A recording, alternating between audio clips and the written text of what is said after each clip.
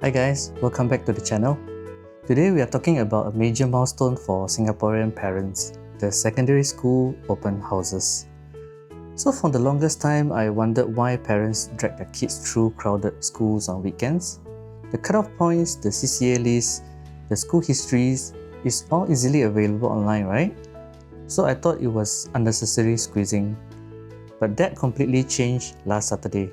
I brought my P5 son down to RI and NJC open houses, and my perspective flipped. I finally understand why experiencing this in person is critical. So today, I'm sharing 6 key takeaways from our visits, plus 2 bonus tips to help you navigate these seasons. So let's get into it. First, think of it as the Istana open house. So most secondary schools are closed off to the public, right? Even parents of enrolled students can't simply wander the hall on the normal weekdays. An open house is a rare once-a-year opportunity to get past the security gates and physically see the facilities. You can read about the state-of-the-art sport house or an advanced science lab on the website, but standing inside it is a completely different experience. Take advantage of the open gates to tour these spaces. Second, nothing beats self-motivation.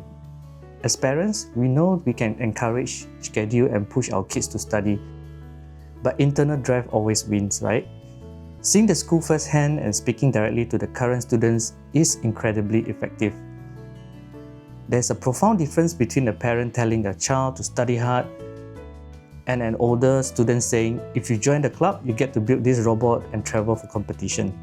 Even if your child isn't transformed overnight, the visit plants the seed. It gives you tangible talking points. A few months later, when they lack motivation to revise, for example, you can always remind them of that impressive science lab or the senior that they spoke to. It provides a real goal to work towards.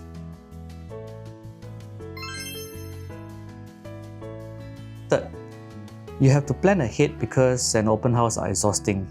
There are 2 main windows, April and May, for school offering DSA, and November, about there, right after the PSLE results are released. Because the windows are short, multiple schools will host their events on the exact same Saturday.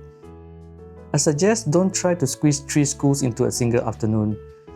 These visits require high energy because you are navigating crowds, climbing stairs, and standing through presentations. Review the schedules weeks in advance, prioritize your target schools, and give yourself plenty of time.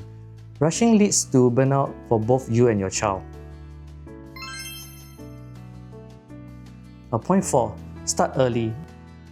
Visit when your child is in maybe even P4 or P5. This isn't about being kiasu, right? It's purely strategic. Waiting until the PSLE year is risky.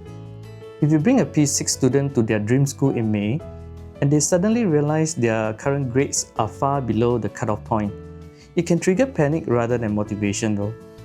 The gap might feel impossible to close in just a few months. So visiting in P4 or P5 gives them a comfortable 1 to 2 year runway. It affords them the time to actually adjust their study habits, to catch up on weaker subjects, and put in sustained efforts without the immediate pressure of the PSLE looming over them.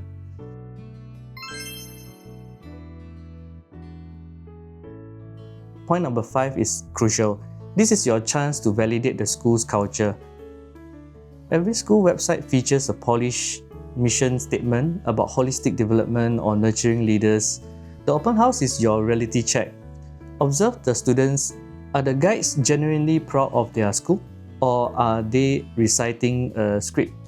When your child approaches a booth, do the senior take the time to engage, or do they brush them off? You need to see if the reality on the ground matches the brochure. You will also make unexpected discoveries about daily life.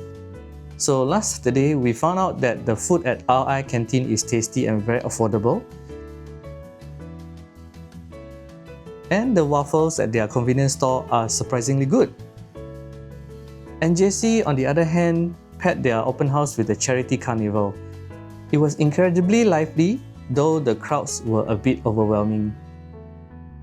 You cannot feel these vibes or taste the canteen food through a screen, right? Point 6. Logistics. Take public transport. Do not expect to park inside the school. The compounds are strictly closed for visitors' vehicles due to the sheer volume of people. If you drive, you end up hunting for parking at distant HDB blocks and walking a long way in the heat.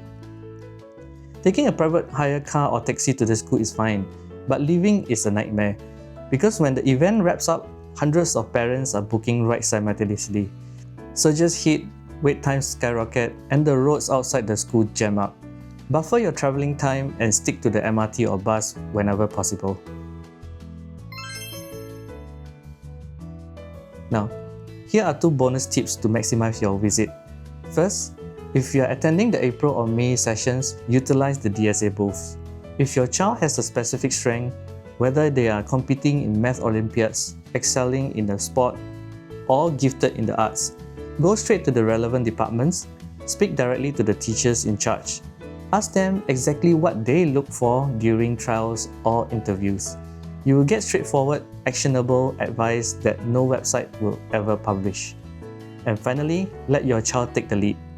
So when you walk through the gates, hand them the campus map, let them decide which booth to visit, encourage them to be the ones asking questions.